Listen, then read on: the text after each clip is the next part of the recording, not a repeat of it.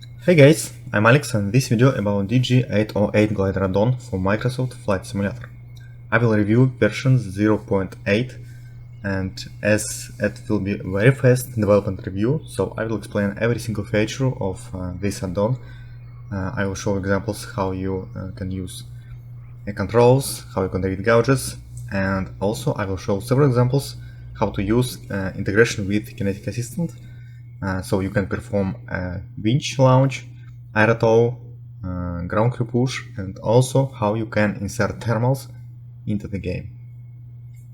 First, let's review a model and interior.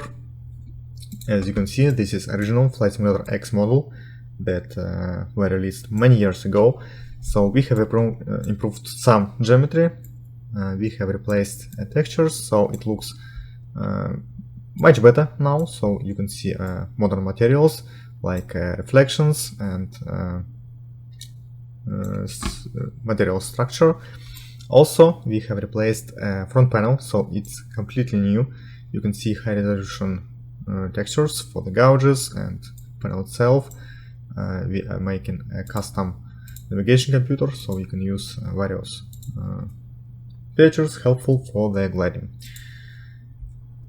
Exterior was changed as well, so you can see it has better texture and reflections. Also, you will have several liveries from the stock version. Okay, let's start with controls. You can see it has several parts of the cockpit. So left side, right side, front panel, and bottom panel. Let's see what on the left side. On the left side, you have a flaps handle. This model has a flaperons, so you can see when you change flaps, it will change position of ailerons. Another handle is a speed brake. You can use speed brake to lose the speed. You can see how blades pop out from the wing.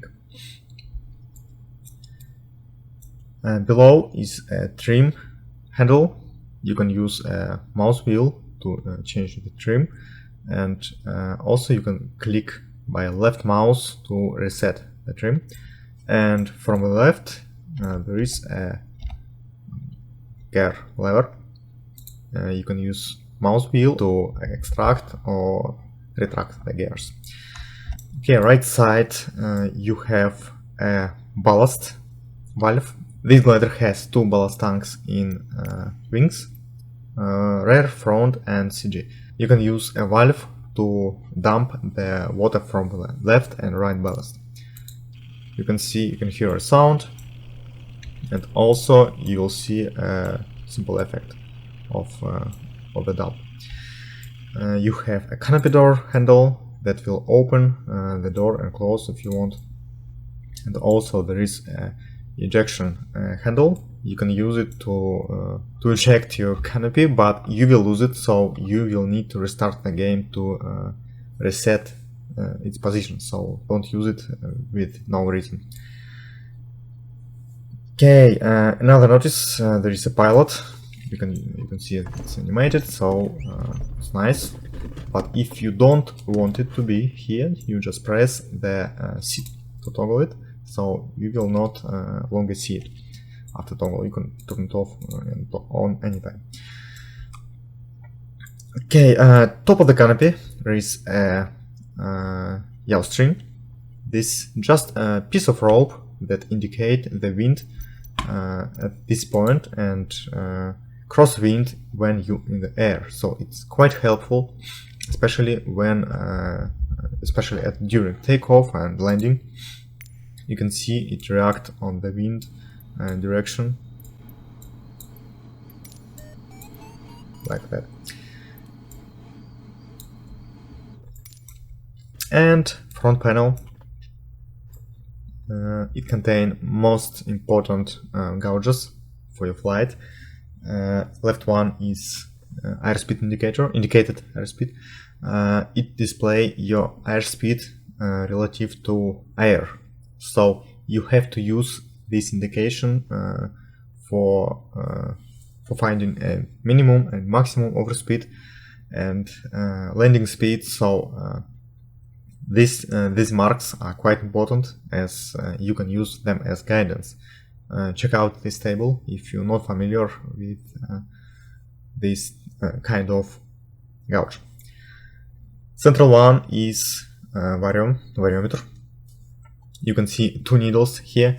Red needle is netto or total energy indication, depends on your model. You can see how much lift you receive or acceleration, and blue one is vertical speed indicator, like a simple one, so you can see how much altitude you gain or lose. In the center there is vario information. You can see current total energy value. Also there is indication of change, you raise or lose it. Also there is a flaps indicator. It shows you which one you have right now, so you can see it clearly. Also there is helpers about should you raise your flaps position or lower, so you can use it as advisor for your current airspeed. This is model, so you can understand which one. Netto means currently there is a total energy compensated by your polar. So it means if you fly in perfect condition with no wind in perfect flap position, your netto will be 0. It means you're doing okay, even if you're losing energy because of air drag. Another model is thermaling, so you can use it when you're inside of thermal. And last one is total energy. It means it's not compensated, so in perfect flight you will see around -1 or -2. You may need it if you want to see an accurate lift or sink indication. Usually you can use a netto because it's simple to understand. Also you have a tone knob. You can disable the vario if you don't need it. You can mute, so you will not have a tone, vario tone, and you can increase the volume of the vario tone. I will disable it because I don't need it on the takeoff. And right one is barometer, altimeter. You can see needles here indicated. It's quite different. You can use a metric or imperial systems. So in imperial, large needle is 10,000s, small thousands, and middle hundreds of feet. In metric is different. Large is thousands, middle hundreds, and small decimals. I will use imperial. And you also have a barometric pressure compensation. You can use it to set the altitude of current airfield. So you have to request this value by ITC, but you can use value of GPS altimeter because it's quite accurate. Let's set it properly. Okay, and this is a power switch, so it will disable power of your electronics. Engine, this glider has invisible engine, so it's not presented in the model, but you can use it to take off, for example. So you just need a fuel in central tank. It has really low capacity, it's about 5 gallons, so it's enough to take off and move to the soaring position. You can see it's red, it means right now engine is running. You can also see RPMs on the exterior view. You can disable it by pressing the button, or you can use it, just increase the throttle and you will move. So I will disable it because I don't need it. Okay, you can see it's no longer blinking. Okay, smoke. You have a smoke generator in the tail. You can use it. If you have fuel, so be sure you have fuel in the central tank when just turn on, and you will see a smoke effect going from your tail. This is sleep indicator, sleep ball. You can use it to get the sleep forces applied to a glider, and maybe even a bank angle indicator. Okay, that's a compass. This is magnetic compass, so it works anytime without energy, but also it has some sort of attitude indication. It also indicates a bank angle and pitch, so you can use it as simple attitude indicator. Cockpit lights, you can increase the light of the front panel. You can see there is 3 lights, so if you're gliding late for some reason, you can use it to make visible the gouges. This one is landing light. Also there is a winch and tow switches. I will show how to use them quite soon. This is navigation computer. You can see it has tabs on the top and on the bottom. Top tabs will change the navigation method. This one is classic, B21 nav. You can see information of the checkpoints and distance to them. You can change the units, to change the units on it as well. Another one is FSOR. It's some sort of copy of XOR. It provides some basic functionality of XOR. It's a work in progress, so doesn't really helpful at this moment. You can see information of your glider at the top row and information about the next waypoint at the bottom row. You have zoom buttons.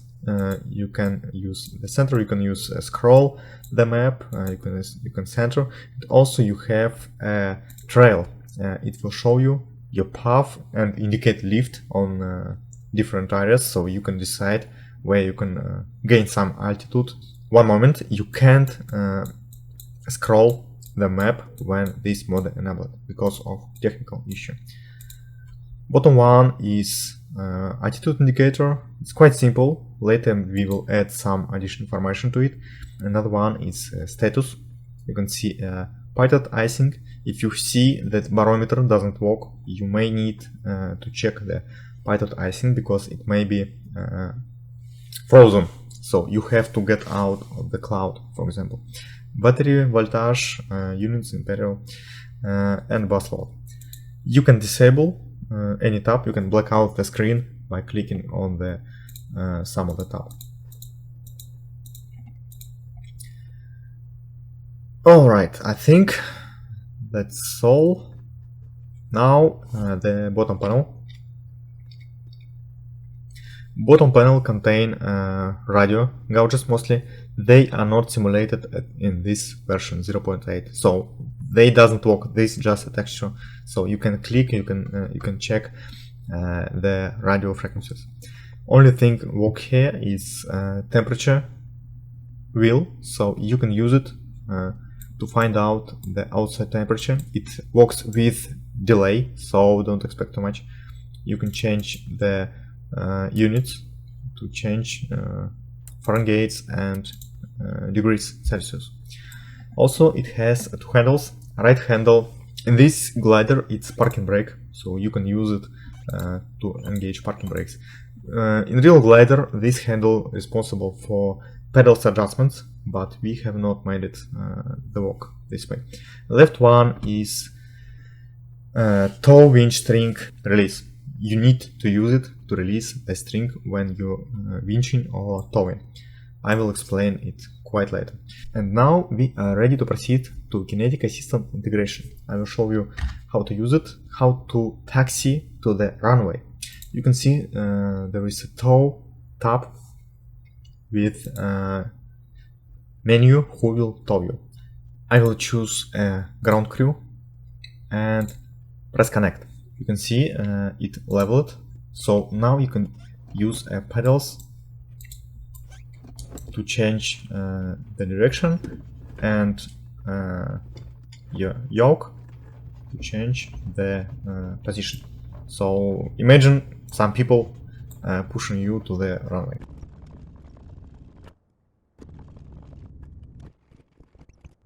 Okay, so now let's configure Kinetic Assistant. I will prepare another model. It calls Recorded Flight Track. This is a pre-recorded route of the top lane, so it doesn't consider the terrain, so you have to choose the road suitable for this terrain. I will use maybe extra left 4,000 feet. 4,000, it means it will raise you 4,000 feet above airfield altitude. Okay, now I have to prepare to the takeoff. First of all, check the ballast, that it's large enough, because you should never take off with empty tanks. Another thing, you have to prepare a flaps position. I will set neutral, 0 degrees. Ensure that brakes are turned off. I will disable the toner of variometer, but still will use it. And if you're ready, you can press the tow switch. When you press it, the tow plan will be inserted into the game, and towing process will be started. So be ready to take off. Okay, we're good to go.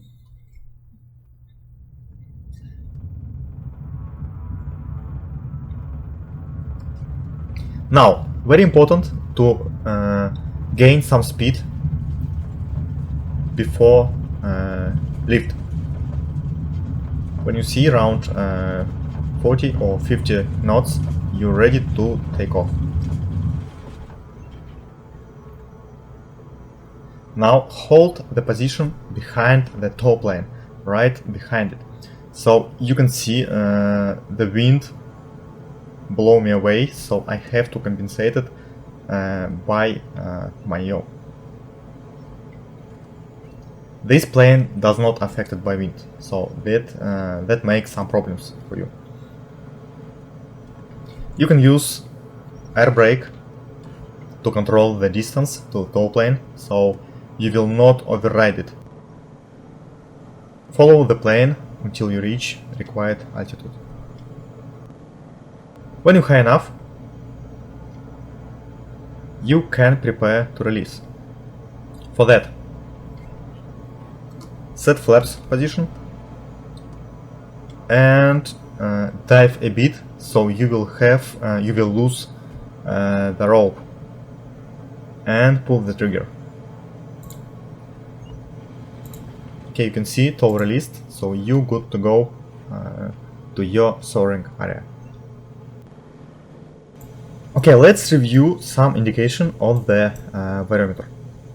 You can see we are losing some energy, minus 0.2.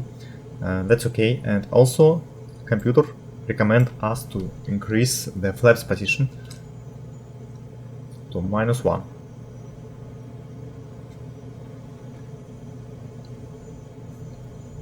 You can check, you can increase the tone sound. Also we have a track. You can see the areas where we got acceleration, this area appear as green. So you will see the very same picture when you're inside of thermal or when you have a good ridge lifting. Let's check the smoke.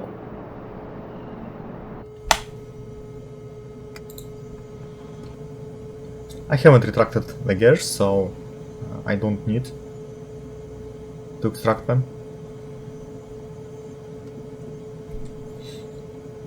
I'll use air brake to lose some speed because I'm moving too fast.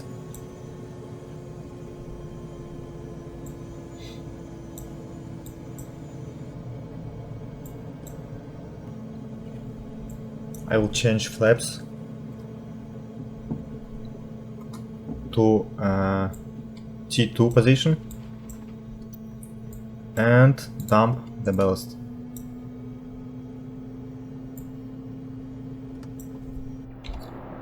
You can see ballast effect. It's work in progress, but looks nice. Okay, I'm stalling.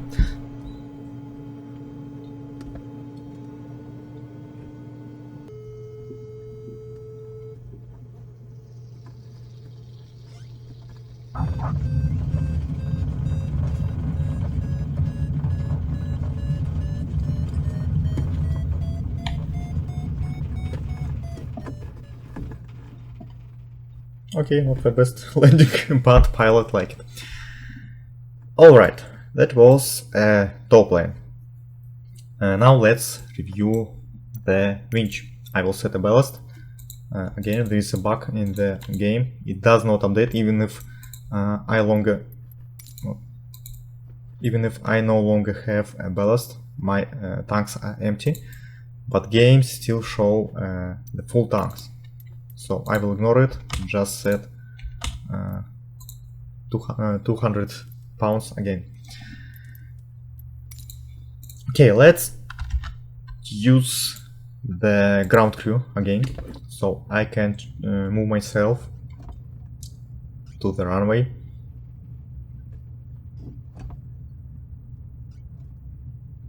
Now we will take off against the wind, so it will be easy. Now let's check the winch tab. You can see there is a connection, so I do recommend a center of gravity hook because it will be easy to control in glider. Also, you can see a distance to the winch. It means how far winch will appear from the runway. I will set 2000. It's quite normal distance for the training flight. And I have to set the winch speed. For this glider, it's about 60 or 70 knots. It means winch will try to hold your speed to this value. Let's set 70. Also, you have some settings. You will see winch elasticity, winch row elasticity. So it depends how much the rope will dump the rough movements of your. Let's set it free by default. And also winch acceleration. It means how fast your speed will be increased at the beginning of the process. Maybe I will set a maximum 15. Okay, we are ready. So now I can just minimize kinetic assistant. I don't close it, I just minimized, and prepare myself to the winch. I set flaps T1. Also, I ensure that air brakes disabled. Oh, I have pressed eject. I have a ballast, so I am ready for takeoff. I will mute Variotone and I will press a winch switch. We can use rudder to change the position if you want. In 5 seconds we will take off. Now you have to, before you raise and pitch up, you have to reach the speed. You can see we have reached 50 knots. So now I can pitch up because I see things goes pretty well. Now I hold about 30-40 degrees and I hold the airspeed enough to get the altitude, because if I stall I will fall. That's very dangerous. So you have to hold the airspeed selected in the program.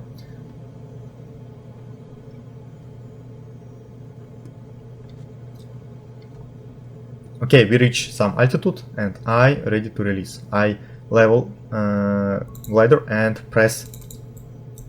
Then I turn on change flaps position to -1 and retract the gears. Okay, it was a good launch, not perfect but good. So you have to control the altitude and airspeed when you pitch up, because if you lose the speed you will stall. Also, you have to level before you release the handle, because release the string, because if you will not level, you will lose speed immediately after release, and you will flip or just stall. So, and now the last thing I would like to tell you is thermals of Kinetic Assistant. It does support the API thermals, so you just need to enable the button and enable thermals. You see that 106 thermals were loaded into the memory, program memory. It means they are all around. Yeah, you can see we have a lot of thermals around. So let's move to one of them, and I will show you how to thermal. Also, you can use a kinetic panel. One moment. Okay, you can see the map. You can use mouse to zoom in and zoom out.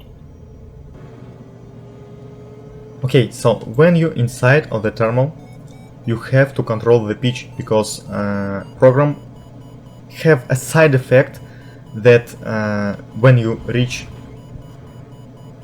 gain some energy, it also causes pitch up, so you have to control the pitch angle of your aircraft. I will switch to 0 flap. You can see current thermal has brighter color than others. It means it has some lift. At some point you will reach the top of the thermal, and this circle became pink and then blue. It means it no longer works. So you can find out how much lift you can get from this thermal by checking its color. You can see there is indication of vertical wind.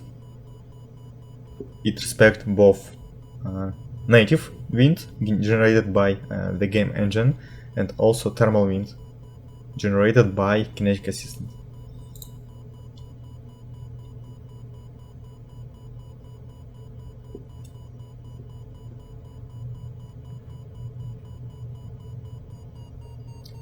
Okay, we move out of the thermal. It no longer works.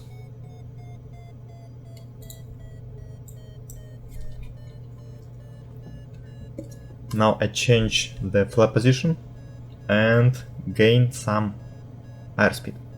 You can see track changed to the brown one. It means we no longer have a lift.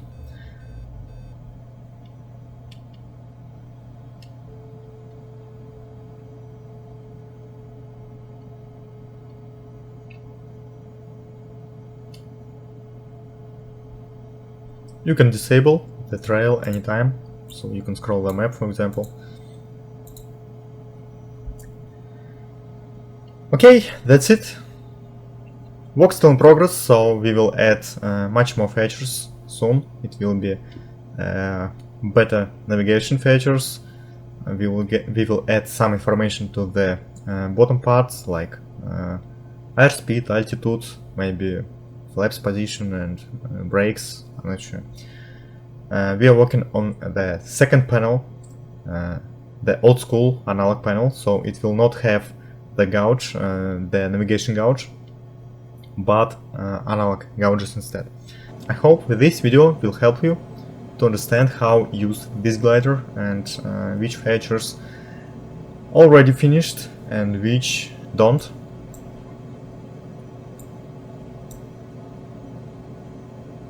Fly safe. Goodbye.